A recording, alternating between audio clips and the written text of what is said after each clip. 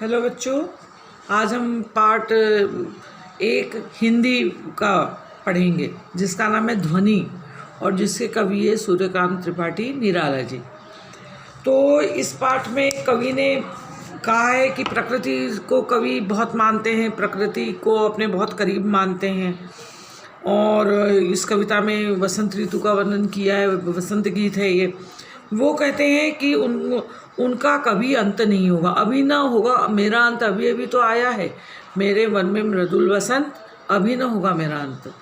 अर्थात वे कहते हैं कि मेरा अंत कभी नहीं होगा, क्योंकि अभी अभी ही मेरे जीवन में वसंत रूपी जवानी आई है। हरे हरे ये पात डालिया कलिया कोमल घात, अर्थात कवि प्रकृति का वर्णन करते हुए कहते हैं कि चारों ओर वृक्ष हरे भरे हैं और पौधों पर कलियां खिली है। मैं ही अपना स्वप्न मृदुल कर फेरूंगा निधि कलियों पर, जगह एक प्रत्युष मनोहर। अर्थात जो अभी तक कलियां सो रही है, मैं उनको नींद में से उठाऊंगा। कवि कहते हैं कि वो सूर्य से को लाकर इन अलसाई हुई कलियों को जगाएंगे और एक नया सुंदर सवेरा लेकर आएंगे। पुष्प से तंद्रालस लालसा खींच लूँगा मैं, अपने जीवन का अमृत सहर्ष सींच दूंगा मैं। कहने का तात्पर्य यह है कि कवि प्रकृति के द्वारा जो व्यक्ति निराश हो गए हैं, जो लोग हताश हो गए हैं, उन लोगों के जीवन को खुशियों से भरना चाहते हैं। कवि बड़ी तत्परता से मनुष्य के जीवन को संवारने के लिए अपनी हर खुशी और सुख को दान करने के लिए तैयार है। द्वार दिखा दूंगा फिर उनको, है मेरे वे जहाँ अनंत, अभी न होगा मेरा अंत। अर्थात वे चाहते हैं कि हर मनुष्य का जीवन सुखमय व्यतीत हो, इसलिए वे कहते हैं कि उनका कभी अंत नहीं होगा। और जब तक वो सबके जीवन में खुशियाँ नहीं ला देते, तब तक उनका अंत नहीं होगा। यहाँ पे आप देखिए कविता की तीसरी लाइन में है मृदुल। मृदुल यानी सौम्य या कोमल। मृदुल का मतलब होता है कोमल। और यहाँ पे देखिए छठी लाइन में गात शब्द लिखा है, तो गात का मतलब होता है शरीर, है ना। और उसी इसमें देखिए नीचे आ जाइए तो जगह एक प्रत्युष मनोहर। प्रत्युष यानी सवेरा, प्रत्युष का मतलब होता है सवेरा। और फिर तंद्रालस, उसी में नीचे पुष्प से तंद्रालस, उसका मतलब होता है नींद से अलसाया हुआ, है ना। और इस तरह से ध्वनि के माध्यम से सूर्यकांत त्रिपाठी निराला जी ने प्रकृति के बारे में बताया है। और ध्वनि का अर्थ यहाँ पर आवाज़ है। इसके प्रश्नोत्तर देखिए। प्रश्नोत्तर में देखते हैं कि कवि को ऐसा विश्वास क्यों है कि उसका अंत कभी नहीं होगा।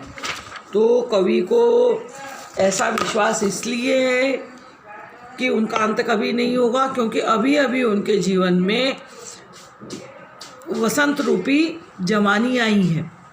कवि प्रकृति का वर्णन कर रहे हैं और कहते हैं कि चारों ओर वृक्ष हरे भरे हैं, पौधों पर कलियां खिली है, जो अभी तक सो रही है। और कवि इन सोई हुई कलियों को सूर्य को लाकर इनकी नींद को भगाएगा।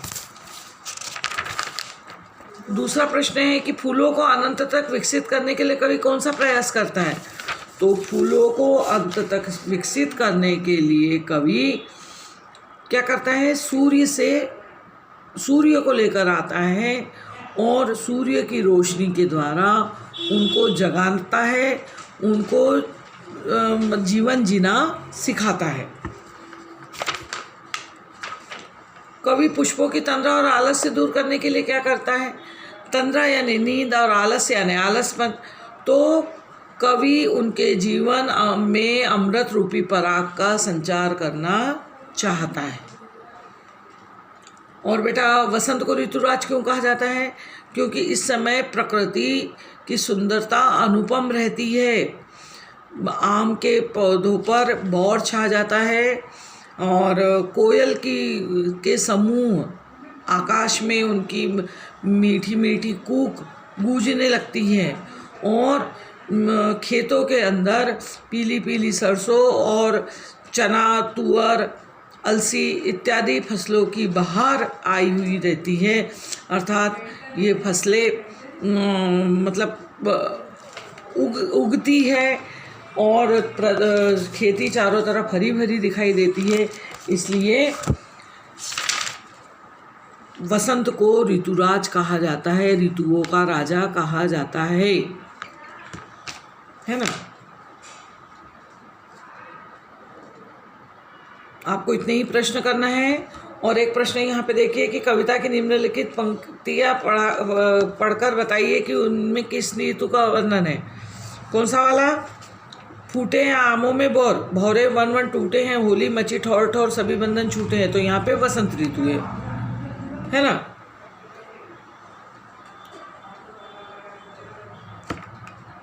ठीक, बस इतना ही करना है और इसके ही शब्दार्थ कर लीजिएगा, है ना, कॉपी में। ओके बच्चों, अब इसको कर दो। ये आ गया होगा, मैंने बोला तो अब इसको कर दो। देख जरा, आया ही नहीं।